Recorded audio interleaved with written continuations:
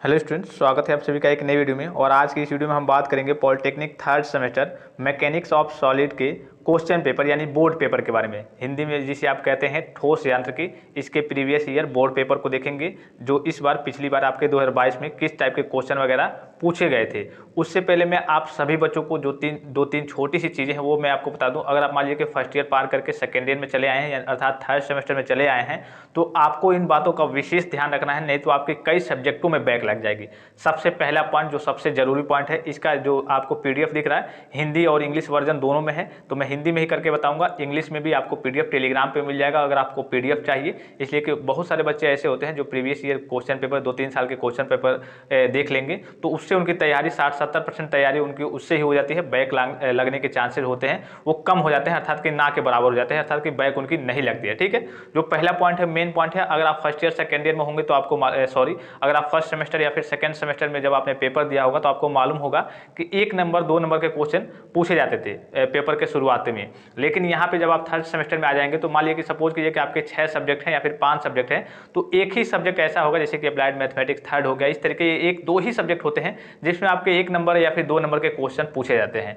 Otherwise आपकी starting ही 5 number से होती है। हर सेक्शन में 3 क्वेश्चन रहेंगे जिसमें से आपको 2 करना रहेगा और सभी क्वेश्चन आपके 5-5 नंबर के रहेंगे। टोटल आपको 15 क्वेश्चन पूछे जाएंगे जिसमें से 10 क्वेश्चन करने रहेंगे और एक एक क्वेश्चन 5 नंबर के रहेंगे, तो 10-25 50 नंबर आपका ये टोटल हो जाएगा। और 2-3 चीज़ें हैं वो मैं आपको थोड़ा सा रुक के बताऊंगा। पहले इस पेपर का एनालिसिस देख लीजिए आप किस तरीके के पेपर वगैरह बनते हैं।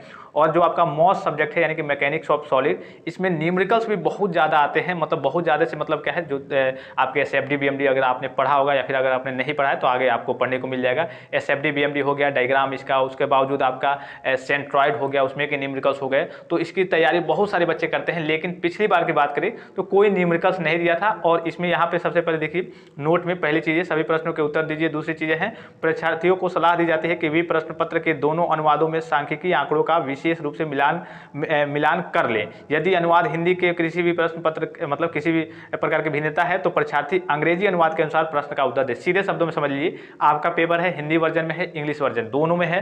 अगर सपोज कीजिए कि आपके हिंदी के कुछ ही क्वेश्चन में दिया है, कोई आंकड़ा दिया है 25.5 है, ठीक है, इस तरीके से दिया है, तो उसका आप इंग्लिश वर्जन में मिलान कर लेंगे कि हाँ उसमें भी 25.5 है या फिर नहीं। इसलिए क्या होता है, आपका जो ओरिजिनल पेपर होता है वो इंग्लिश में बन के आता है और यहाँ पे आपके जब कॉलेज वगैरह में आते हैं, जब निकाला जाता है प्रिंट आउट मतलब पेपर बांटने के लिए टाइपिंग की, वहाँ पे जब पेपर निकाला जाता है तो उसका जो हिंदी वर्जन किया जाता है तो उसमें कुछ त्रुटियाँ आ जाती है हिंदी वर्जन में। ठीक है, तो आपका अगर कोई भी आंकड़ा दिया हुआ है तो आप इंग्लिश वर्जन में जाकर के जरूर चेक कर लेंगे। अगर सपोज कीजिए कि गलत है, हिंदी वर्जन में दूसरा है, इंग्लिश वर्जन में दूसरा आंकड़ा है, तो आप इंग्लिश वर्जन वालों को चूज करेंगे। नहीं तो आपका अगर हिंदी वर्जन वालों का आंकड़ा चूज कर लेंगे, हिंदी वर्जन का जो आंकड़ा है उसको चूज कर लेंगे, तो वो आपका क्वेश्चन है वो गलत हो जाएगा। और क्वेश्चन गलत होगा तो जाहिर सी बात है आपका आंसर तो गलत होगा ही। ठीक है, तो आप इंग्लिश वाले आंकड़े को चूज करेंगे।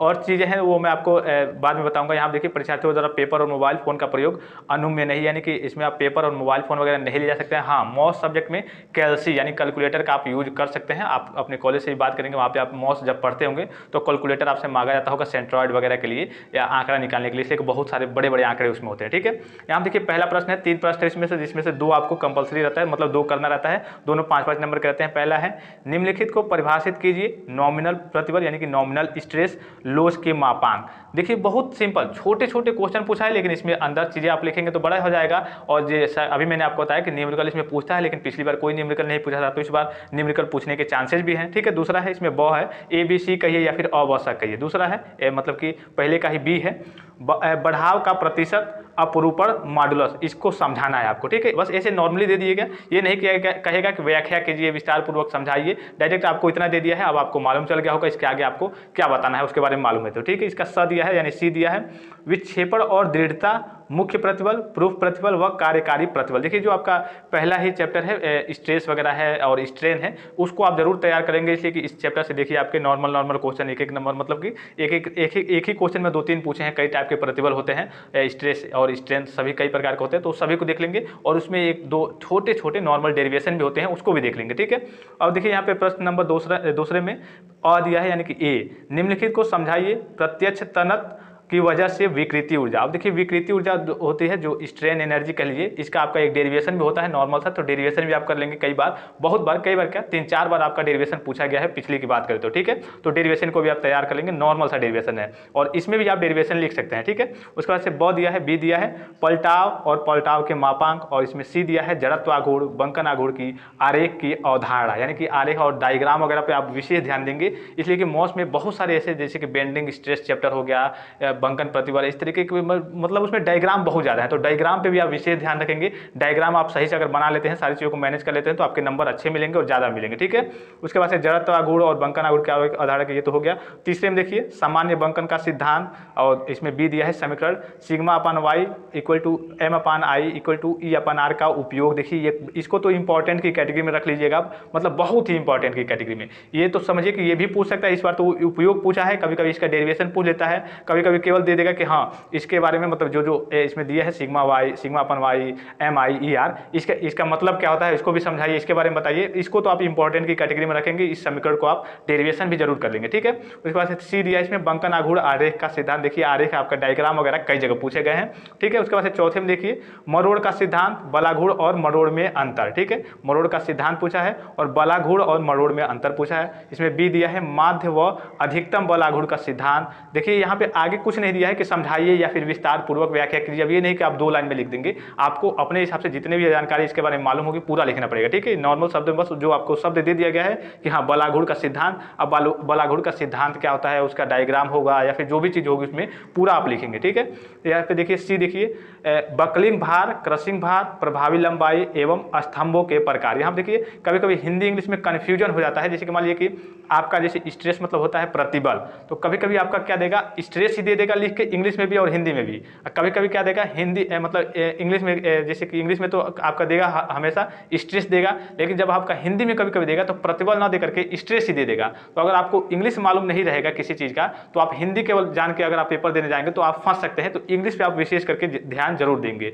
अब देखिए 5वें क्वेश्चन में निम्नलिखित में से कोई 2 भाग कीजिए। अपरूपण बल व अपरूपण बल का सिद्धांत, देखिए सिद्धांत कई क्वेश्चनों में पूछा है। फिर से देखिए पतले बेलन में अनुदैर्ध्य व प्रतिधि प्रतिबलों को विस्तार पूर्वक, यहाँ पे मतलब सविस्तार मतलब है विस्तार पूर्वक से समझाइए, उसको समझाना है। पतले बेलन और अनुदैर्ध्य व परिधि प्रतिबलों को उसको विस्तार पूर्वक समझाना है। अब देखिए जो लास्ट क्वेश्चन है ढाल व विक्षेपण, प्रतीक, परंपरा व वृत्ति बंकन को परिभाषित कीजिए। देखिए यहाँ पे कई क्वेश्चन एक ही में डाल दिए जाते हैं कि ढाल व विक्षेपण है, उसके बाद से कॉमा करके प्रतीक, परंपरा व वृत्ति बंकन को परिभाषित कीजिए। सभी को परिभाषा लिखना है और कुछ चीज़ों को समझाना है ढाल और विक्षेपण को, इसका भी आपको डेफिनेशन ही लिखना है। तो इस तरीके से पिछली बार काफ़ी ईजी क्वेश्चन बने थे और काफ़ी अच्छे क्वेश्चन बने थे, हालांकि थ्योरेटिकल टाइप के थे, लेकिन आपके SFD BMD diagram, SFD BMD के न्यूमेरिकल और आपका सेंट्रॉइड के न्यूमेरिकल वो इस बार आने के चांसेस है, इसलिए कि पिछली बार नहीं पूछा था और ये थोड़ा सा आपका न्यूमेरिकल टाइप का सब्जेक्ट है, इस पर आप विशेष करके आपने हो सकता है अभी तक पढ़ भी लिया हो सेंट्रॉइड वगैरह या फिर SFD BMD वगैरह, तो इस पर विशेष ध्यान देंगे। और ज़्यादातर बच्चों की बैक लगती है इसी में, इसलिए कि वो डरे रहते हैं, न्यूमेरिकल से थोड़ा सा डर लगता है। तो आपको अगर थ्योरी भी हर एक चैप्टर से आप थ्योरी भी तैयार कर ले रहे हैं अच्छे से, तो आपको कोई दिक्कत नहीं होगी, आप आसानी से पार कर ले जाएंगे, मतलब कि पास हो जाएंगे।